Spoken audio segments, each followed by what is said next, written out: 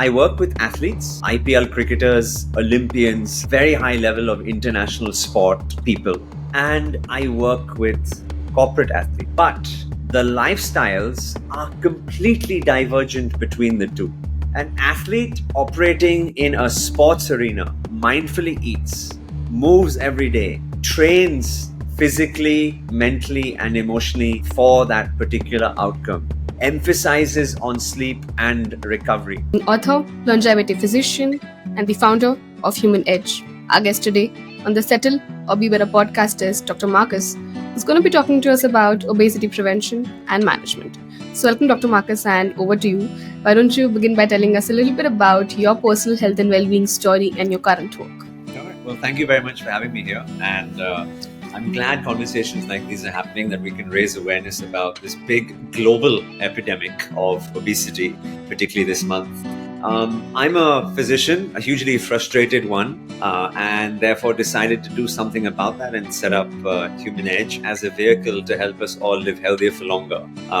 We, in our longevity practice, primarily look at understanding an individual's health status not through the lens of sickness and disease, but through the lens of how we can help the individual upgrade themselves, optimize themselves, and really have a health span which is as expansive as possible. So that's what we do.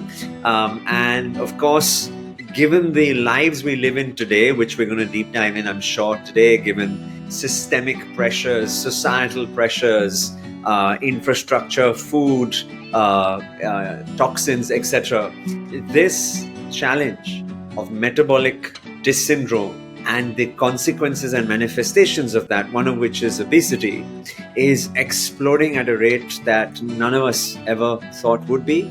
And if not addressed now in this decade, will lead to us, particularly here in India, losing our demographic advantage and dividend, and it becoming a demographic disaster.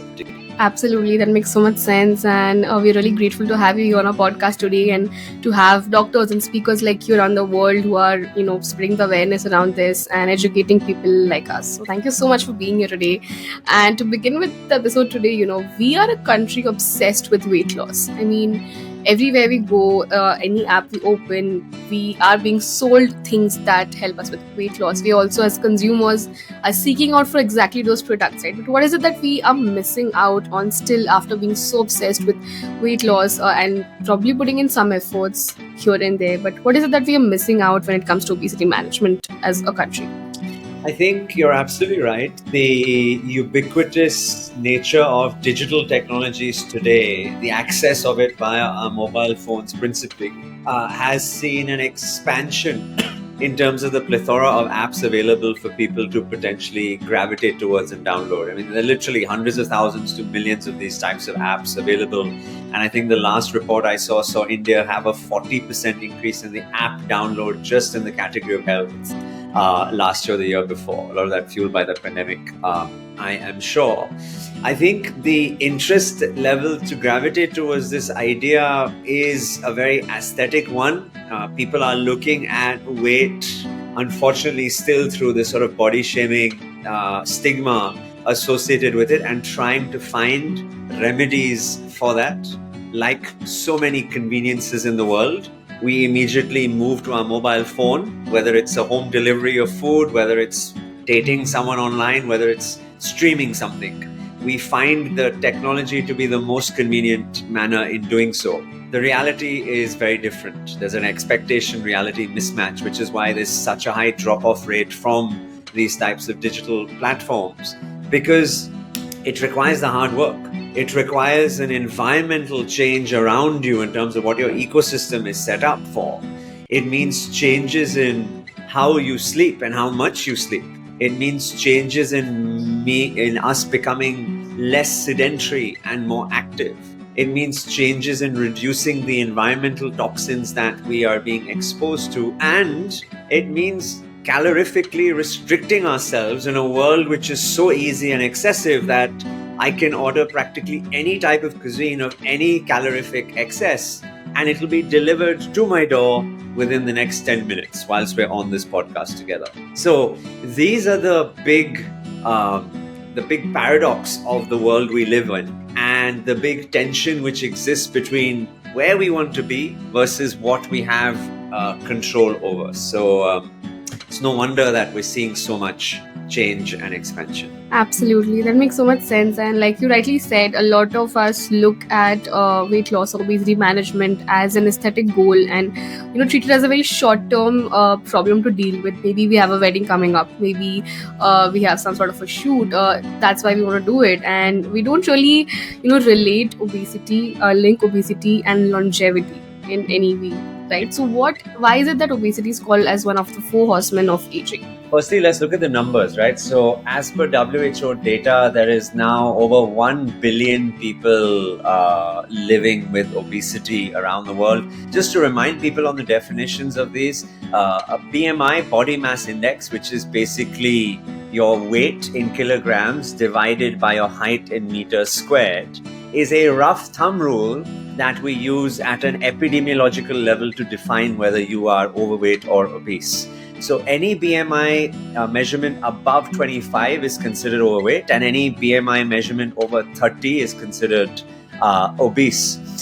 BMI and obesity is such a big problem that the average reduction in life expectancy, going back to your question now around longevity, is somewhere between 6 to 7 years. That's just on average. In extreme cases, it could be at least double of that. We are seeing a growth curve of 4x amongst children and adolescents and doubling amongst adults. This is between the years 1990 and 2022. So just think about that. The rate of obesity and being overweight has doubled amongst the adults in an increasing population over the last 3 decades. By the end of this decade, the world will lose something close to $4.5 trillion in terms of the economic consequences of this. That's more, I remind people, that's more than the GDP of India. And talking about India, last year alone, there were over 40,000 surgeries conducted for obesity and its management in the country. And we saw a growth rate of over 5% in the number of people being diagnosed in the obese category. The overweight category is growing even faster than that. So when we talk about India's young population, the demographic dividend of being the most populous country on earth, we have to remember that we are also the diabetic capital, the hypertensive capital, cardio-metabolic capital, quickly becoming the obese capital, etc., etc. So the interrelationship between being overweight and obese, the consequences it has on our productivity and our health and our longevity are very, very tightly coupled with one another. And the sooner we can address that and help an individual reduce their BMI, the better it is in terms of morbidity, and the better it is in terms of their long-term mortality as well. Right, of course, understood. And like you said, talking about the young population of India, what are some things that we should definitely start doing, probably as a community, as schools and as, parents, in order to help with obesity prevention in, children, their teens specifically? Because today we are surrounded by so many of these options available to us when it comes to food, right? I mean, I remember I went to my first McDonald's when I was like in my 9th standard or something. My parents never went to a McDonald's until they were like 30 or something, right? And today I see every Saturday kids of 3 years old, 4 years of age, going after school with their parents to McDonald's and KFC. It's just out there. The exposure is crazy from such a young age, right? I mean, I wouldn't have imagined doing that when I was 3 years old. So how do you think can we, help around this, and what is it that we can do as a community together to help in obesity prevention for children in their teen years? I think we as individuals have to remember that we are empowered to make health decisions which affect the arc of our longevity. We have become too used to this idea of delegating responsibility. We see our doctor when we're sick. We should be seeing our doctor when we're healthy so that we can stay healthier for longer, right? We forget that the consequences of the disease that we are burdened with are because of the lifestyle decisions that we've made, right? When we look at longevity data the world over, 80% of your probability of living to be 100 years or more is down to the people you spend time with, the behavioral lifestyle choices that you make, and the habits that you inculcate over the course of your life, right? Only about 20% or less is down to your genetic makeup, i.e., who your parents, grandparents are, and the types of genomic history that you carry with you. So when we're looking at disease prevention, it's actually pretty easy stuff, Sakshi. It starts with sleep. If you have a sleep deprived state as defined as greater than 2 hours of sleep deprivation, your insulin resistance the next day can rise 4 to 8 times as high. Insulin is the hormone responsible for managing glucose and one of the central governors when it comes to our metabolic health. And by the way, 40 to 60% of our population are insulin resistant already. Almost a third of us have some form of diabetes. So the simple act of sleeping more and better quality every night will start to address. The first thing I do when I talk to patients who come in to see me in the clinic who are looking at losing weight as a mechanism not of aesthetic but of living healthier is we talk about their sleep, and we talk about strategies to improve their sleep and devices that can measure their sleep and supplements that can deepen their sleep and lifestyle changes, technology, cutoffs, etc. So we start with sleep as our strategy for losing weight. It's that simple. You don't need a magic pill. It's physically just managing to sleep longer and deeper. The second is, let's frankly talk about our lifestyles today. Right? The average Indian, we are the least active country on earth as measured by the Fitbit study every year, and we are the second most sleep deprived country on earth. Dangerous combination together. We are living sedentary lives that the average Indian is walking less than 3,000 steps every single day. That is a crazy low number. These young people who are spending hours at their desk, typing away, coding away, making calls, etc., 7, 8, 9 hours long, ordering everything to their desk, having all their meetings at the desk. We've forgotten that our bodies have been designed and evolved to move, but we're doing the opposite of that in our day-to-day lives. The second thing is frankly just getting in more activity. Get a standing desk, do a walking meeting, get a little bit of a workout in the morning, get a little bit of a workout in the evening, and just get as many excuses as you possibly can to move. Stop using the lift in your office to go up and down 1 or 2 floors. I get angry when I see that because it delays the rest of us who are trying to do big journeys, and it's just a waste. Stop using the travelator in the airport if you're able-bodied. There is no reason why you can't walk down or climb up that flight of stairs and just carry your hand luggage with you, right? There are ample opportunities in life to move, and we should be doing that. The third is be mindful about what you put into your machine. If you have, I don't know what type of car you have, Sakshi, but let's pretend you have a diesel engine. You wouldn't dream of going to the petrol pump and getting petrol put into there. You wouldn't imagine going to the CNG gas regulator and getting it filled with CNG. Our machine requires the right fuel. Same as your car, same as any other machine that you have. So be mindful about the number of calories you're consuming, the energy density of those calories. For example, an apple and a Snickers bar, any one of the chocolate bars, have the same number of calories, but I guarantee you the apple will do you more benefit than the other. Think about what you're eating in terms of quality, whether it's animal sources, whether it's plant sources, right? Think about your supplementation stack. Is your body receiving all the right micronutrients it requires to perform the metabolic functions that it needs? So mindfully fueling the body to its optimal state is a very simple and powerful way to address this. And then it's a whole bunch of other things that we can talk about which are more fancy, like ultra wave shock therapy, cryotherapy, red light therapy, hyperbaric oxygen therapy. There are so many new interventions available on market that people can use.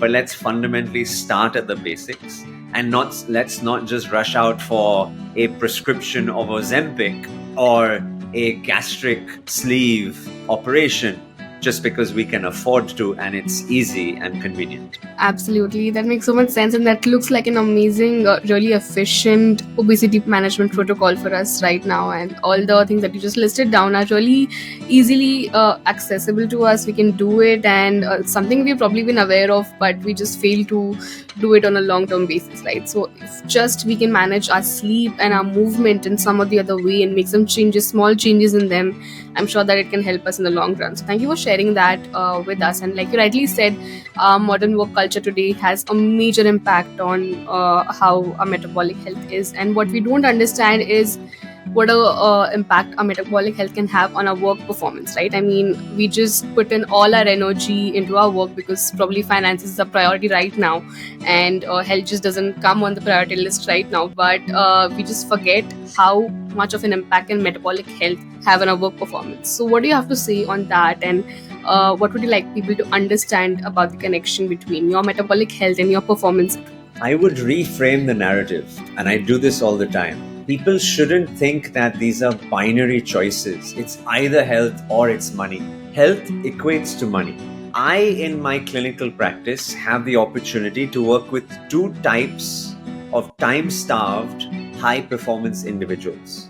I work with athletes, IPL cricketers, Olympians, very high level of international sport people, and I work with corporate athletes, people in the executive boardrooms, people in mid-management, MNC, professional services firms.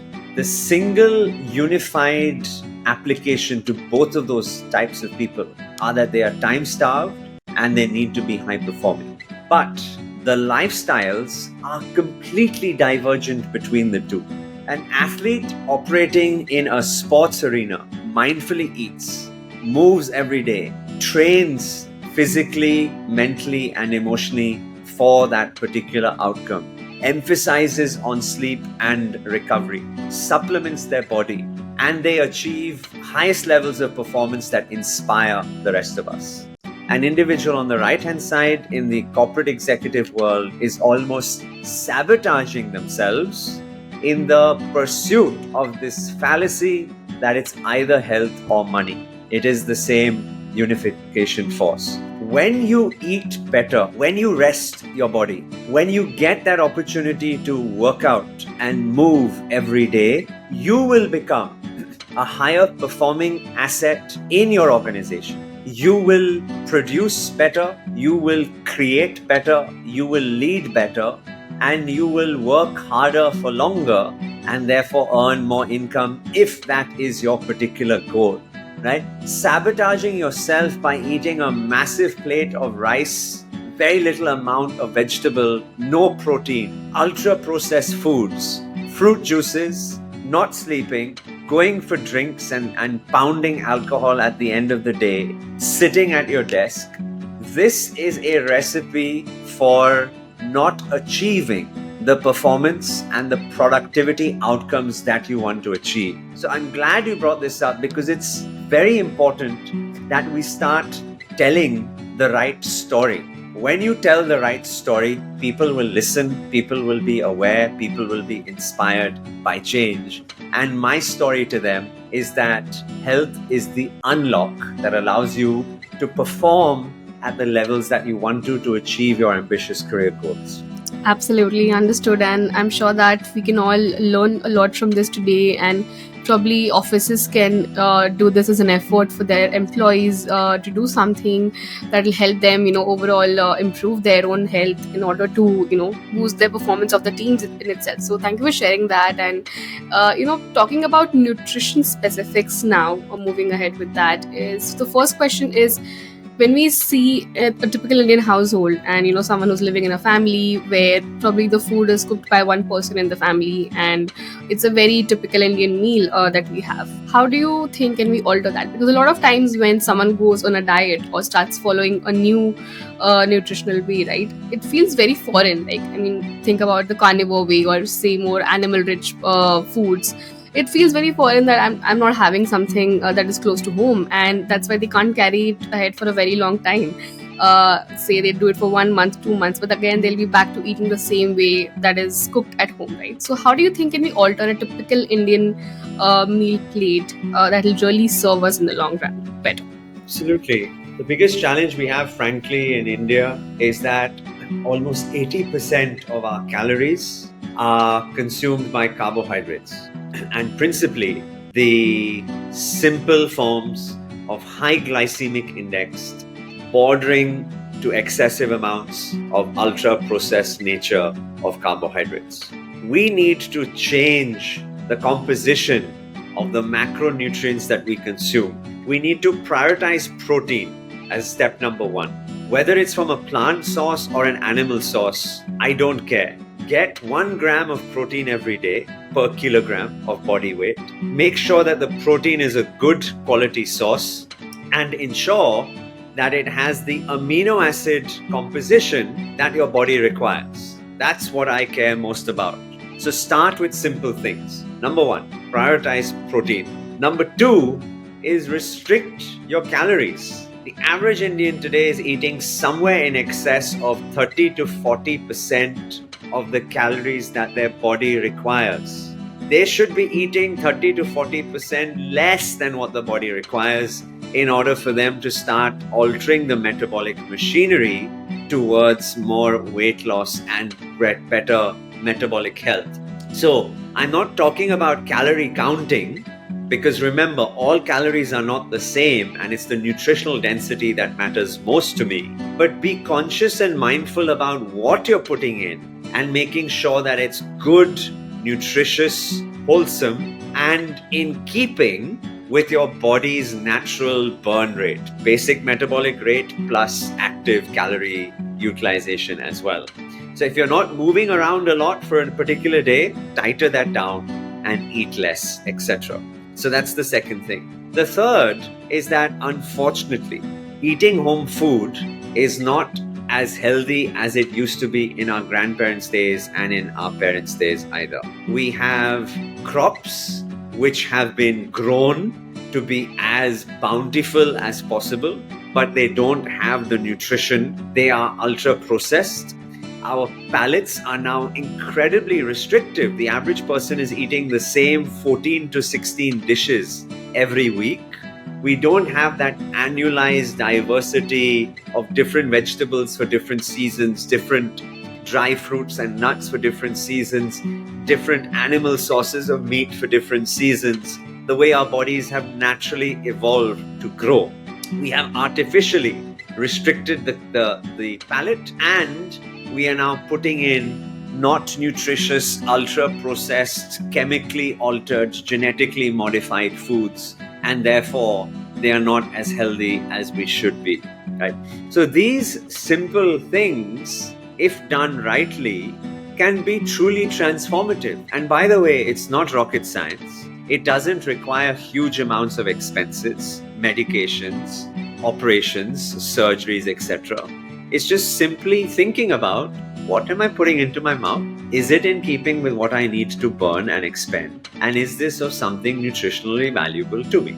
That's it. Absolutely, that makes so much sense. And I mean, as a typical Indian family, we are we really link prosperity to having a full plate. We love having a full plate in front of us, especially if we have grandparents in our house. That's how we show love to each other, when we have a full plate in front of us. And we end up eating even when we're not hungry. Like if we've had a full lunch, we still end up having a dinner because it's been made at home, and that's how we've been brought up with. And that's something we need to really change, even to know our own hunger, and how our body is showing us whether we really need to eat right now or not. So like rightly said, I hope that these things can help us definitely alter our Indian meal plate and help us with it, right? So thank you so much for sharing that. It, if I may add, it's a ritualistic custom, but we should be aware of the legacy of that ritual. The celebration of giving sweets when someone enters your home. In the old days, one would frequent one another's homes months apart, sometimes years apart, and therefore you have that celebration and you provide that, right? Now True. you have a birthday party in the office every single day. Every day there is a cake cutting and chips or fries or whatever it is are being served with highly processed drinks of different brands of soda pop, etc. Think about that, right? The rituals were designed for a different era of time, and now we are doing those things every single day, but in a hyper excess form, and therefore we're seeing our bodies naturally break down because of it. True, absolutely. I'm sure a lot of us can relate to that, especially the ones who have to go to the office for their work, and they end up not saying no to things that they don't want to have, or probably that they can't have that week, right? So that makes so much sense. And you're talking about the next nutritional aspect is fasting. What are your thoughts as a physician on fasting? Do you really think that it would help us? How can we approach it? And do you, have your patients try something with fasting? There's a concept, Sakshi, in biology called hormetic stress, which is that growth happens when you stress the body for a limited period of time. It could be temperature, it could be exercise, it can be a state of calorific deficit like fasting. Our bodies have evolved to have periods of, I wouldn't say starvation, but no calories, and then we would hunt something down, we would find something, we would forage for something, we would consume it, but then there would be some period of time when we didn't have those calories, right? So that physiological mechanism is fundamental. There's an amazing book called Nature Wants Us to Be Fat, and it talks about the role of carbohydrates, principally fructose, in being converted into fat, adipocyte tissue inside of our body, primarily in our organs like our liver, and how that's consequently leading to greater metabolic disease. So anyone interested should definitely read this book. So I use calorific deficits to the advantage. Whether you are overweight, obese or not, there are definite benefits of doing so. I myself do it very regularly as well. The core concepts can be broken down into three different categories. The first is simply being in a state of calorie restriction. This is something which is applicable to anyone who is suffering from some degree of metabolic dysfunction, whether it's obesity, whether it's cardiometabolic disease, diabetes, hypertension, etc., etc. Being 25 to 30% deficit in your net calories improves your health. And there's a wonderful Nature publication published last year by Matt Kabelin and his team looking and studying at these particular effects. The second is time windows, right? This is where intermittent fasting comes in. Having a period of time in the day, again linked back to our spiritual, cultural practices of Jainism, of Ramzan, of Judaism, in Islam. So many different ways where our bodies were given periods of time for rest, where we didn't consume food, because that is very important for cells to undergo a process of autophagy. Auto meaning self, phagy meaning cleanse.